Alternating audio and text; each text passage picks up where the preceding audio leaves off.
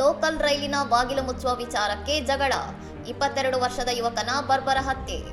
ಮುಂಬೈನ church gate ನಲ್ಲಸೋಪರಾ fast local ರೈಲಿನಲ್ಲಿ ಪ್ರಯಾಣಿಸುತ್ತಿದ್ದ 22 ವರ್ಷದ ಮಾಯಾಂಕ್ ಲೋಹರ್ ಎಂಬುವರನ್ನು ರೈಲಿನ ಬಾಗಿಲು ಮುಚ್ಚುವ ವಿಚಾರಕ್ಕೆ ನಡೆದ ವಾಗ್ವಾದದ ನಂತರ ಸಹ ಪ್ರಯಾಣಿಕನೊಬ್ಬ ಚಾಕುವಿನಿಂದ ಇರಿದು ಹತ್ಯೆ ಮಾಡಿದ್ದಾನೆ. ಮಂಗಳವಾರ ರಾತ್ರಿ ಅಂಧೇರಿ ಮತ್ತು ಬೋರಿವಲಿ ನಿಲ್ದಾಣಗಳ ನಡುವೆ ಈ ಘಟನೆ ನಡೆದಿದೆ. ಭಾರೀ ಮಳೆಯ ಹಿನ್ನೆಲೆಯಲ್ಲಿ ಬಾಗಿಲು ಮುಚ್ಚುವಂತೆ ಮಾಯಾಂಕ್ ಕೇಳಿದ್ದಾಗ ಆರೋಪಿಗೂ ಆತನಿಗೂ ಮಾತಿನ ಚಕಮಕಿ ನಡೆದು ಅದು ವಿಕೋಪಕ್ಕೆ ತಿರುಗಿದೆ. ಜಗಳದ ವೇಳೆ ಆರೋಪಿಯು ತೀಕ್ಷ್ಣವಾದ ಆಯುಧದಿಂದ ಮಾಯಾಂಕ್ನ ಹೊಟ್ಟೆಗೆ ಇರಿದಿದ್ದಾನೆ.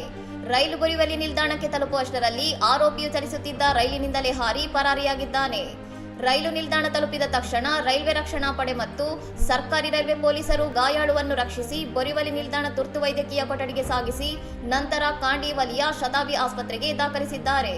ಆದರೆ ಚಿಕಿತ್ಸೆ ಫಲಕಾರಿಯಾಗದೆ ಅವರು ಮೃತಪಟ್ಟಿದ್ದಾರೆ.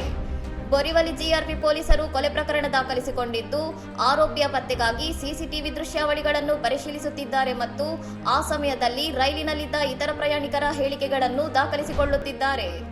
ಪಶ್ಚಿಮ ರೈಲ್ವೆ ಅಧಿಕಾರಿಗಳು ತನಿಖೆಗೆ ಸಂಪೂರ್ಣ ಸಹಕಾರ ನೀಡುತ್ತಿದ್ದು, ಈ ದುರ್ಘಟನೆಯು ಮುಂಬೈ ಲೋಕಲ್ ರೈಲುಗಳಲ್ಲಿನ ಪ್ರಯಾಣಿಕರ ಸುರಕ್ಷತೆಯ ಬಗ್ಗೆ ಮತ್ತೆ ಗಂಭೀರ ಪ್ರಶ್ನೆಗಳನ್ನು ಹುಟ್ಟುಹಾಕಿದೆ. ಇನ್ನಷ್ಟು ಸುದ್ದಿಗಳಿಗಾಗಿ ನೋಡ್ತಾ ಇರಿ ಸೌರಂ ಟಿವಿ.